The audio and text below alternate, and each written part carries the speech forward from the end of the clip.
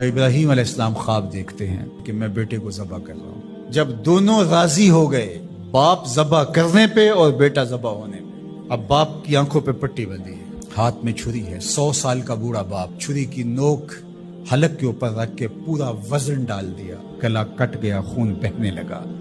ابراہیم علیہ السلام ایک عجیب کیفیت میں، کیا کیفیت ہو سکتی ہے میرے پاس تو لفظ نہیں ہے، آنکھوں سے پٹی کھولتے ہیں تو دیکھتے ہیں کہ منظر بدلا ہوا ہے۔ بیٹا سمجھ کے جس کو ذبح کیا وہ تو دمبا تھا، اور اسماعیل علیہ السلام پاس کھڑے مسکرا رہے ہیں، اور پاس حضرت جبریل امین بھی کھڑے ہیں۔ تو بے ساختہ جناب ابراہیم علیہ السلام کی زبان پر جو لفظ آیا وہ یہ تھا، اللہ اکبر، اللہ اکبر۔